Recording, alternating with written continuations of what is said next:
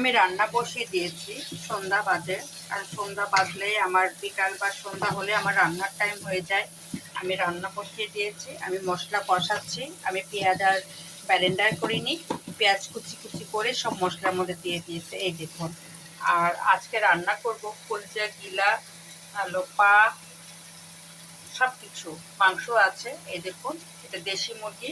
আমার সাহেব 6টা মুরগি নিয়ে আসছিল, সে 6টা মুরগির মাংস আমি কেটে রেখে দিয়েছি রোস্ট আর এমনি খাওয়ার জন্য। আর মুরগির গিলা, কলিজা, পা, তারপরে হলো গুঠা, সব এই জায়গায় আছে। আর এটা আমি আজকে রান্না করব, কারণ এই রান্নাটা আমার মেয়ের খুব পছন্দ। আমার মেয়ে এই রান্নাটা করলে সে খুব পছন্দ করে এবং সে খুব সুন্দরভাবে খেতে পারে। আর এই পাটা আমি সাধারণত আমিও তেমন পছন্দ করি না, আমার মেয়ে খায়। আর এর জন্য পা আমি ফেলি নাই। 6টা মুরগির 12টা পা হচ্ছে, আমি 12টা পাই কেটে রেখে দিয়েছি, খুব সুন্দর করে দেখুন পরিষ্কার করেছি। এই দেখুন কলিজা আছে, এই দেখুন গিলা আছে, সবে আছে জায়গায়, মাথা আছে। মোট কথা কি, মাংস ছাড়াও যে পা, কলিজা, গিলা, গুড়টা, মাথা, সব সেগুলো আমি আলাদা করে রেখে আজকে কষাবো। আর এর জন্য আমি সেই মশলাকে আমি দিয়েও ফেলেছি, কারণ মশলা দিয়ে ফেলছি, মশলাটা একটু কষাই নিয়েছে। কারণ পেঁয়াজটা আমার ব্লেন্ডার করি নাই, আমি ইদানিং বেশি পেঁয়াজ ব্লেন্ডারও করি না। কষাতে কষাতে আমার তরকারির সব পেঁয়াজ গলে যায়। আর এই যে এটার সঙ্গে যদি আলু না দিই, আমার ছেলের পছন্দ হবে না। এই জন্য কিছু কিছুটা আলু কেটে সিঙার মতো, তবে সবটুকু দিব না, অল্প একটু দিব। তবে না দিলেই বেশি ভালো হতো, কারণ এগুলোতে আলু না দিয়ে শুধু কষায় মাখা মাখা রান্না করলে বেশি মজা। তবে দিতে হবে, কারণ সে আবার আলু ছাড়া অন্য কিছু তার পছন্দ না। আর তাকে যাই দিন না কেন সে আগে আলু খোঁজে, এর জন্য আমি আলু কেটেছি সিঙ্গার মতো। আর এখানে সব আছে মশলা টশলা যা আছে, এখানে মুরগির গিলা, কলিজা, পা, মাথা, গুঠা, সবই জায়গায় আছে। আর সেটার জন্য আমি মিশ্রণ করছি এই কিছু। আজকে সন্ধ্যে আমার রান্না হবে,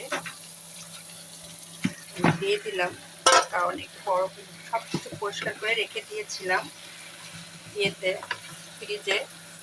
এখন হালকা হালকা একটু মাখা মাখা আছে, গলে যায়, সুন্দর করে কষাবো, কারণ এটা দেশি মুরগি, একটু টাইম লাগবে কষাইতে। আর পেঁয়াজ না গলার আগে দিয়ে দিলাম এই কারণে যে যাতে পেঁয়াজের সাথে সাথে মাংসটাও গলে যায়। কারণ দেশি মুরগি একটু প্রেশার কুকারে দিলে ভালো হয়, কিন্তু তাতে স্বাদ পাওয়া যাবে না। এই জন্য আমি চিন্তা করছি এই মশলার সাথে সাথে আমি এই যখন সুন্দর মাখা মাখা এই যে হয়ে যাচ্ছে, গলেও যাবে। একটু হালকা হালকা বরফ আছে, এই জন্য একেবারেই পানি দিই নাই, কিছুই পানি দিই নাই, এর সাথে হয়ে যাবে। আমি ঢেকে দিব আর আমি কষাবো। আর আলুটা এখন দিব না, এটা যখন কষায় লাল লাল হয়ে যাবে তারপর আলু দিব। আলু দেওয়ার পরে আরও কষাবো, কষানোর পরে হালকা মাখা মাখা রাখবো, তখন জিরা দিয়ে নামিয়ে ফেলবো। আর এই তরকারিটা আমার মেয়ের খুব পছন্দ। আর আমার সাহেব খায় গিলা, আর আমি খাই হলো গুষ্ঠা, আর ছেলে খাই হলো মাংস। ওই কেউ অপছন্দ করে এগুলা, তারপরেও ওকে দিব।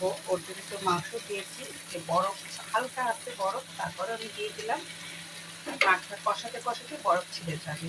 তা আমি আজকে রান্না করছি মুরগির মাংসের গিলা, কলিজা, মাথা, বুদ্ধা, পা, সব কিছু এর মধ্যে আছে। এটাকে অনেকক্ষণ ধরে কষাবো। দেশি মুরগি অনেক টাইম লাগে, ছাড়াই যাচ্ছে, দেখো সুন্দর ঢেকে রাখবো।